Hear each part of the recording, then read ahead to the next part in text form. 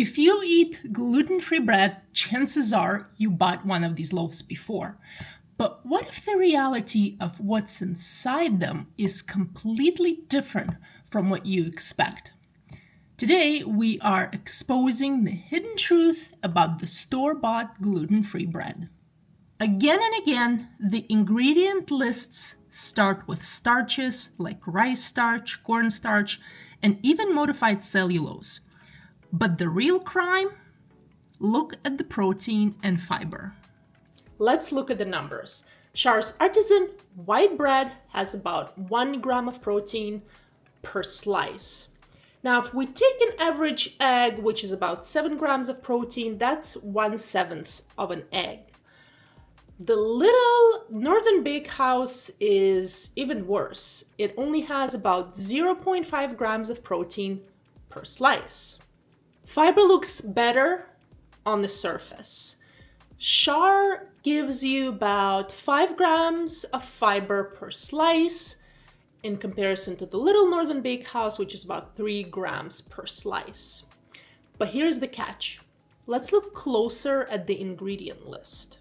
While the numbers on the label might look okay, they're often boosted by additives like modified cellulose or citrus fiber, not by real nourishing whole grain ingredients. And calories?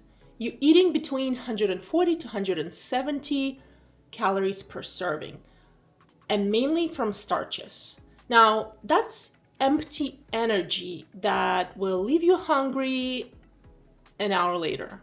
After being disappointed by a store-bought bread made with filler ingredients, I took inspiration from other recipes and modified a flour blend with Nourishing, oat, and millet for a real protein and fiber.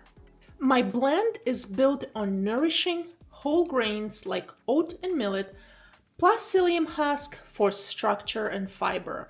And while it does use tapioca flour for the perfect texture, it's nothing like store-bought brands that are mostly empty starches. For those of you wondering where to get these ingredients, they are available at most natural food stores. I get mine from Healthy Planet and Costco, for example.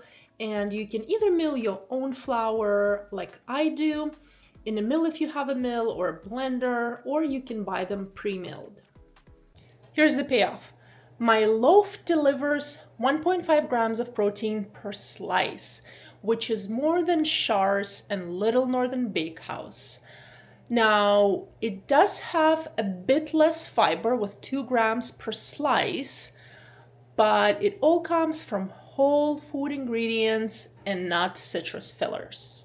For years, I was frustrated with gluten-free bread that lacked real nourishment. And I think that frustration is what pushed me to take control and to make bread that is more nourishing. Here is one more reason to switch: cost. Why pay $8 or even $10 for a loaf of bread? Oh, by the way, and that's without taxes, when you can make your own, which is a nourishing one, for only $4.52. Now, there will be a small initial investment into the flours if you are not milling your own, but those flours will last you for multiple loaves, and so you will save money and your health. Yes, it takes a little extra time, but the bread is moist, soft, has a great crust, and is made from whole food ingredients. Now, it does last on a counter for about 2 days, and you can also slice it and freeze it for up to several months. For all of you who are worried about the time commitment, the hands-on time is about 15 minutes with about 30 minutes in the oven. Now, a quick tip from my own mistake. I decided out of all the times, but when I'm filming, for some reason, I decided to put it on the broil setting. And instead of making it nice and golden, it made it a little charcoaly. So when you bake it, stick to the bake setting. So if you're ready to improve your food and make more nourishing bread, Hit like and subscribe for more recipes and tips.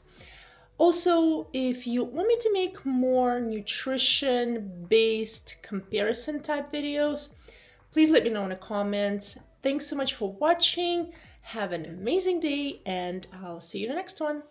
Bye. Guys, you watch out for what's in your gluten-free bread, and I'll try not to step on Lego.